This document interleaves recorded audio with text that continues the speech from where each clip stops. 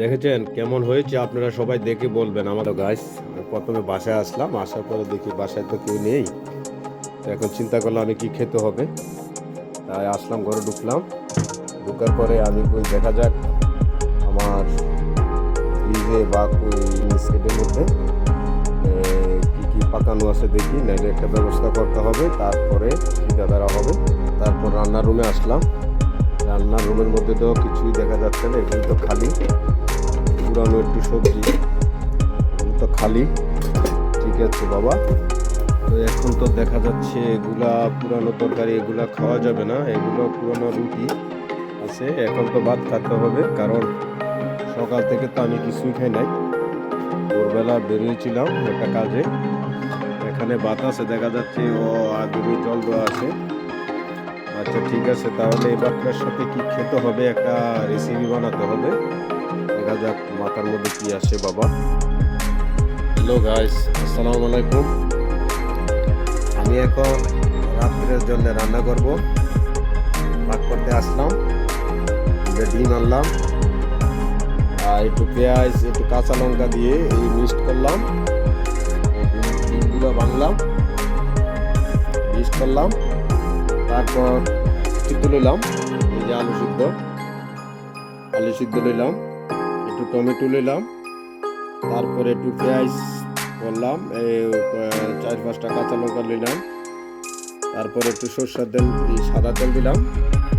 এখন আমি স্পেশালি একটা খানা বানাবো, মানে কি হবে এটা আমি নিজেও জানি না।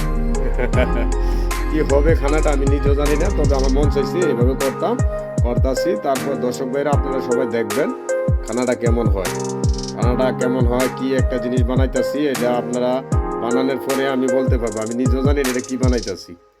তো আপনারা সবাই সাথে থাকুন।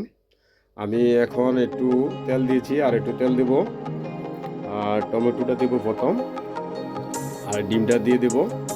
ডিমটা দিয়ে মালবেট করব। দেখেন ডিমটা দিয়ে দেব, এই যে ডিমটা দিয়ে দিচ্ছি।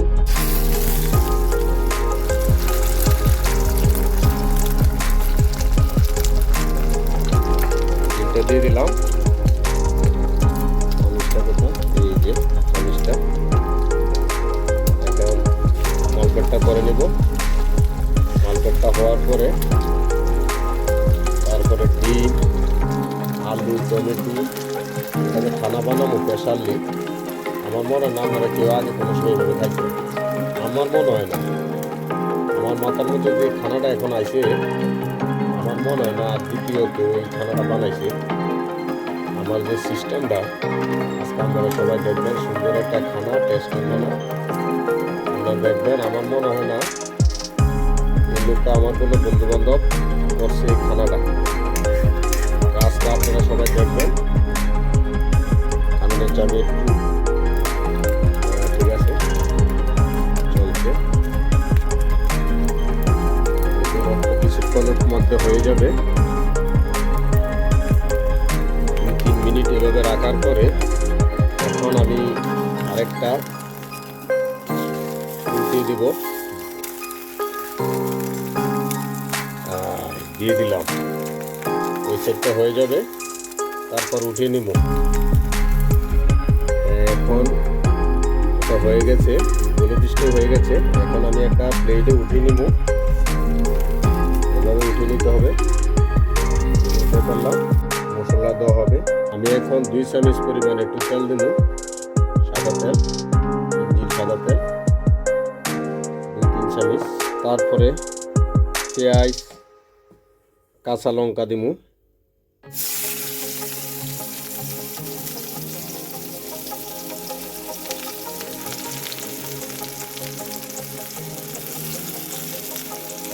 পেঁয়াজ কাঁচা লঙ্কাগুলো একটু নাড়াচাড়া করে যখন লাল হবে,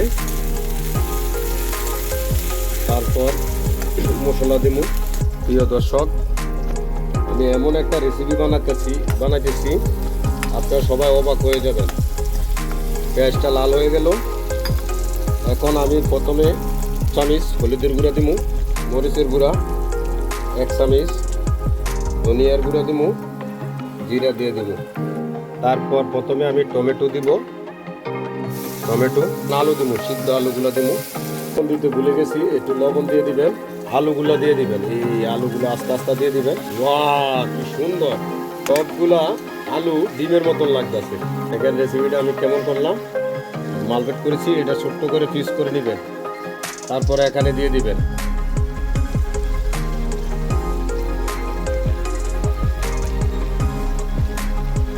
তারপর একটু নাড়াচাড়া করবেন।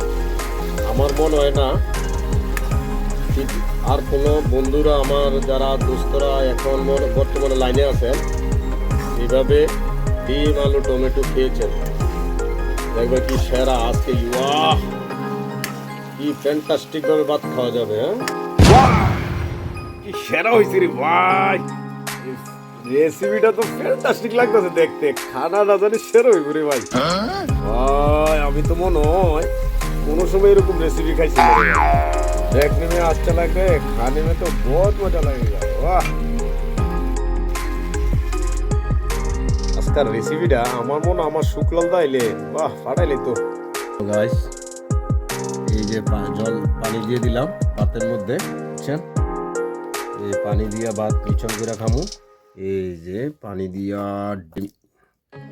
রেসিপিটা বানিয়েছি, এই রেসিপিটা আগে আমার দাদুরা দেখতাম খাইতো, মরিচ দিয়া কাঁচা ঠান্ডা ভাত দিয়া খাইতো, গরম ভাত ভিজিয়ে খাইতো, খুব ভালো লাগতো।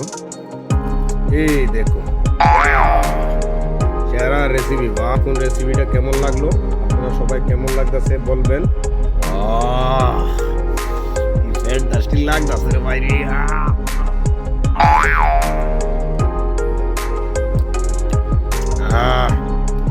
ফ্যান্টাস্টিক মজা একটা।